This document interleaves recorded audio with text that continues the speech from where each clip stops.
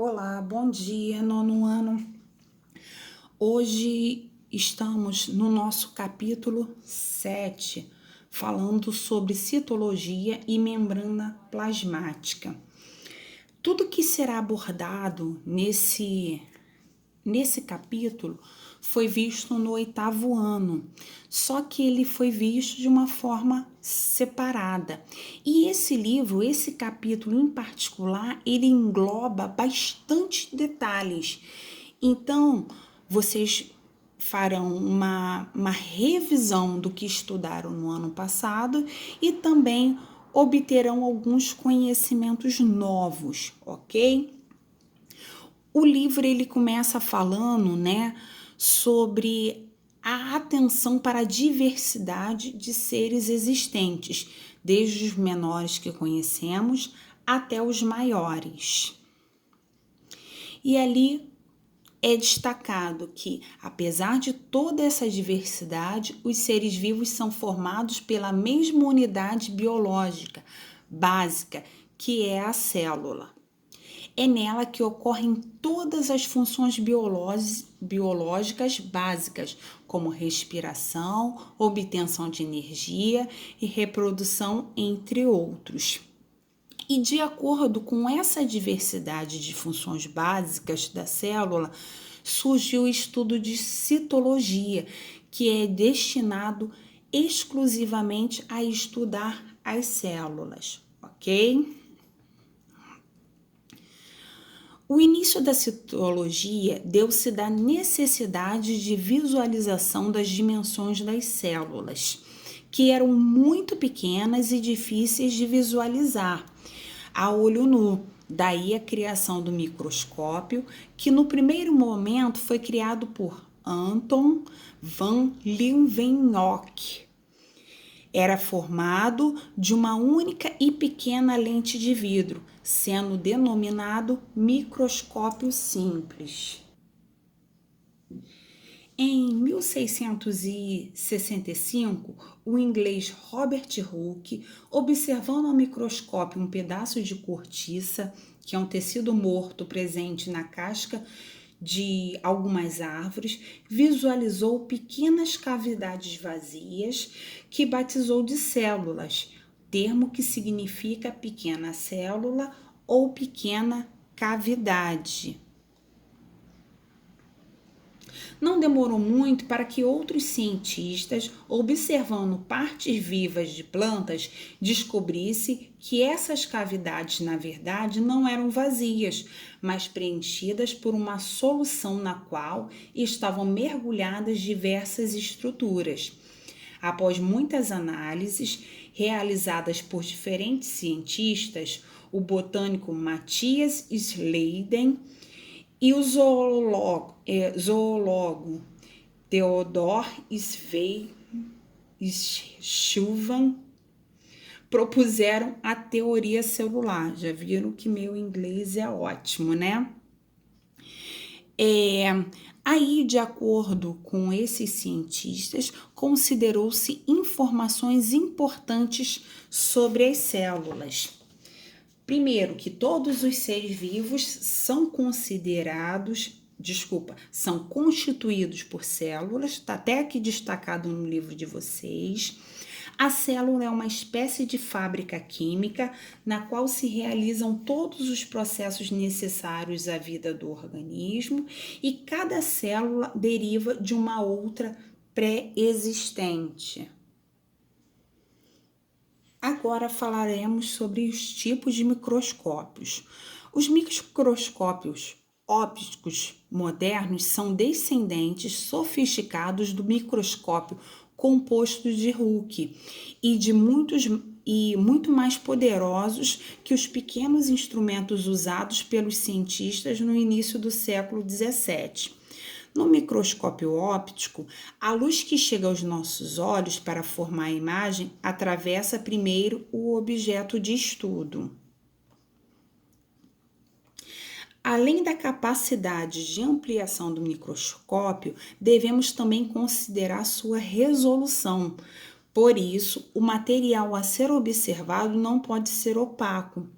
Muitas vezes, por se obter material biológico translúcido o suficiente para ser bem observado ao microscópio, é preciso preparar convenientemente o material que quer se estudar com um tipo de corante. O microscópio eletrônico apareceu em 1930 e vem sendo rapidamente aperfeiçoado. A diferença básica entre os microscópios óptico e eletrônico é que neste último não é utilizada a luz, mas sim feixes de elétrons. No microscópio eletrônico não há lentes de cristal, e sim bobinas, chamadas de lentes eletromagnéticas. A imagem acima até mostra alguns dos componentes do microscópio óptico. E já a imagem, né, em destaque, deixa eu passar aqui. Ela já mostra a evolução do microscópio eletrônico, ok? Continuando, falaremos sobre o estudo da célula. A microscopia permitiu a compreensão de como as células se organizam e funcionam.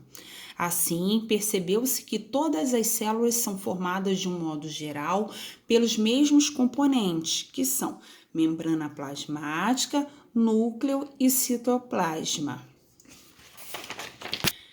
Agora, fala-se sobre a classificação. As células, elas são classificadas em eucarióticas e procarióticas. As eucarióticas possuem núcleo delimitado por carioteca e as procarióticas não. Nela, o DNA fica em contato direto com o citoplasma numa região denominada nucleoide. Vamos abordar agora sobre as células procarióticas. Os seres vivos que possuem células procarióticas são as bactérias e as arqueobactérias. Nossa, o que são arqueobactérias? Arqueobactérias são tipos de micro-organismos que podem viver sob temperaturas que seriam impossíveis para muitos seres vivos. As células procarióticas possuem no citoplasma um único tipo de organela, que é o ribossomo.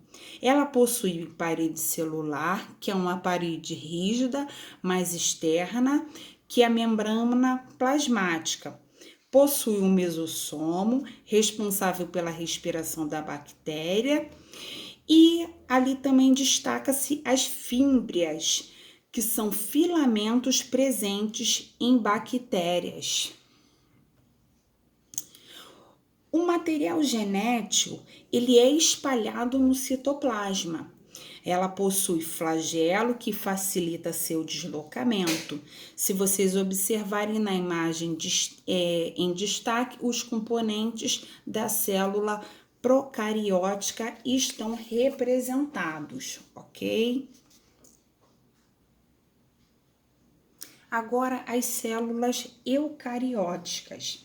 Animais, plantas, algas, fungos e protozoários apresentam células eucarióticas, que são dotadas de carioteca, que é o envoltório nuclear, e diversos tipos de organelas no citoplasma, assim como mostra a figura abaixo.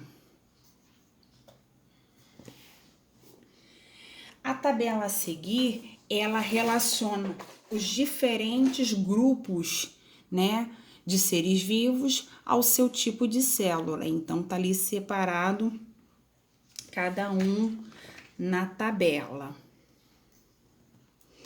Agora, falando sobre membrana plasmática, ela envolve a célula e protege sua integridade.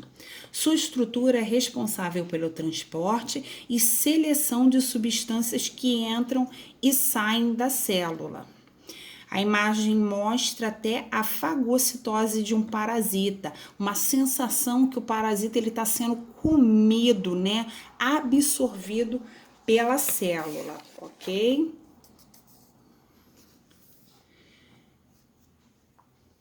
A membrana plasmática ela é quimicamente constituída por lipídios, que são os glicolipídios, o colesterol e os fosfolipídios, além das proteínas. Por isso, é reconhecida por sua composição lipoproteica. Os fosfolipídios estão dispostos em uma camada dupla, a bicamada lipídica.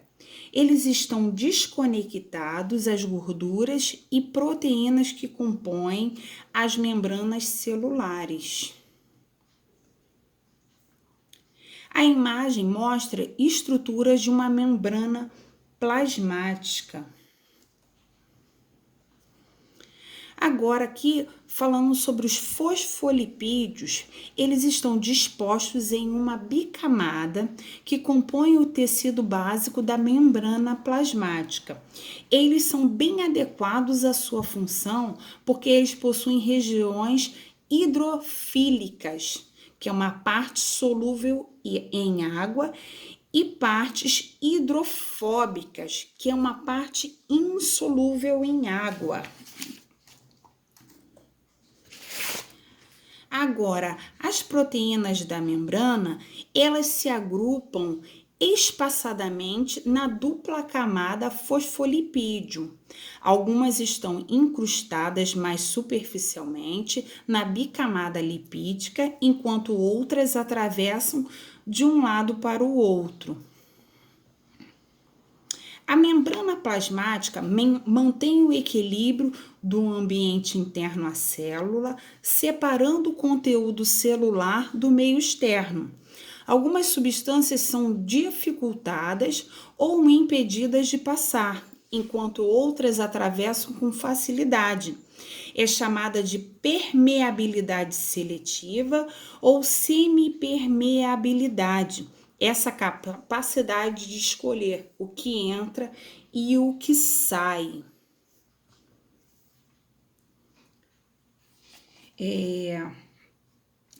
Perguntando sobre a estratégia utilizada pelas células para permitir a movimentação dessas substâncias e íons através da membrana plasmática. A resposta está nas proteínas de membranas. Elas atuam como agentes transportadores, auxiliando a passagem de substâncias que não atravessariam a bicamada dos fosfolipídios, aumentando a permeabilidade da membrana plasmática. Até está mostrando aí na imagem, né? Falando sobre gradiente por meio de membrana plasmática. As substâncias elas podem difundir-se ainda de acordo com o gradiente de concentração, do meio mais concentrado para o menos concentrado, utilizando-se de proteínas que atuam como canais ou poros, permitindo a passagem das substâncias.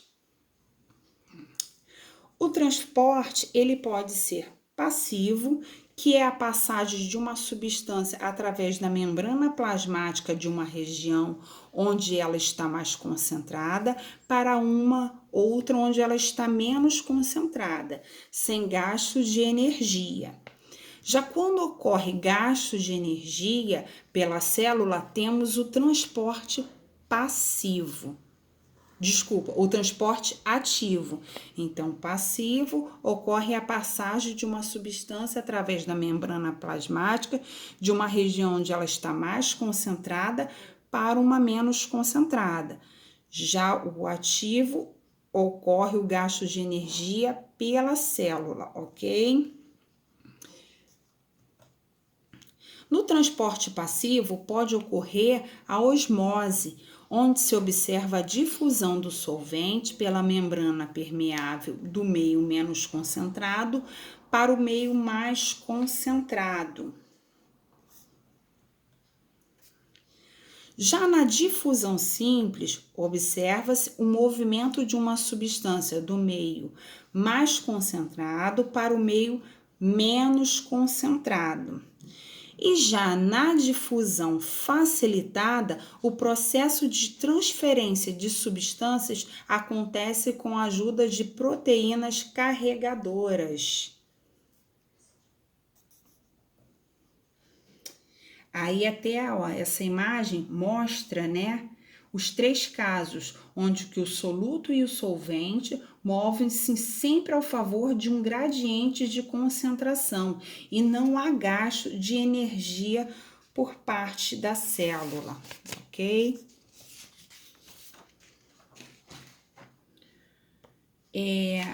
Agora falando sobre a osmose em hemácias. Aqui ele começa a aprofundar um pouco mais, tá? Eu vou passar bem superficialmente. Aqui destaca-se o processo de osmose que ocorre com as hemácias, que são células sanguíneas que atuam no transporte de gases respiratórios no sangue. Destaca-se, né, a solução isotônica, onde as hemácias não apresentam alteração. A entrada e saída de água na célula ocorre de maneiras iguais. Já na solução hipotônica, pode ocorrer uma ruptura de membrana plasmática devido ao grande volume de água que entra na célula. E já na solução hipertônica, pode ocorrer uma retração no citoplasma devido à saída de água nas células. Até tá mostrando aqui, ó, as 3 imagens, ok? Relacionando a cada uma das soluções. O livro também destaca o processo de osmose nas células vegetais, onde essa se diferencia um pouco mais devido possuir um segundo envoltório protetor, né, que é a parede celular. Podemos até mesmo observar os meios de acordo com as imagens, ó, as imagens estão aqui embaixo de cada um dos meios, meio isotônico, hipertônico e meio hipotônico. Agora falando sobre o transporte ativo, ele ocorre uma modalidade denominada de bomba sódio-potássio. Nesse processo ocorre o bombeamento de íons contra o gradiente de concentração. Na bomba de sódio de potássio, ocorre o bombeamento do sódio para fora da célula e do potássio para o interior. A imagem mostra o esquema de concentração de potássio e de sódio na célula. Se a concentração não for controlada, poderá ocorrer um comprometimento do funcionamento da célula. Esse esquema aqui mostra os diferentes tipos de transporte. Já que o transporte, né, de materiais pode ocorrer na modalidade endocitose, que é a entrada de material da célula, ou na modalidade exocitose, que é a saída de material da célula. Está até aqui destacado. E essa endocitose, ela pode ser dividida em fagocitose e pinocitose. Destacando a fagocitose, é o englobamento de partículas maiores e sólidas, como bactérias ou protozoários. Já na pinocitose, é o englobamento de partículas líquidas. Aí também destaca-se, né, na exocitose, né, que é o outro processo, é o processo de eliminação das partículas digeridas para fora da célula. Já essa tabela descreve especializações da membrana plasmática, quando muitas células encontram-se unidas, permitindo o fluxo de substâncias entre os citoplasmas. Já aqui, essa figura representa diferentes tipos de especializações da membrana plasmática citada naquela tabela anterior, tá tá bom? E aqui por último, falando sobre os envoltórios externos à membrana plasmática, destaca-se o segundo envoltório da membrana plasmática, que é a parede celular, ou também chamada de membrana celulósica. Ela recobre a membrana plasmática na célula vegetal, oferecendo uma proteção e uma sustentação aí da célula, ok? Aqui completamos o nosso capítulo. Depois realizem a leitura de todo o capítulo. Foi pincelado alguns tópicos, não lendo os mesmos, mas assim, dando uma visão panorâmica no geral. E depois vocês vão realizar a leitura e associar tudo o que foi falado na realização dos exercícios. Tchau, tchau para todos.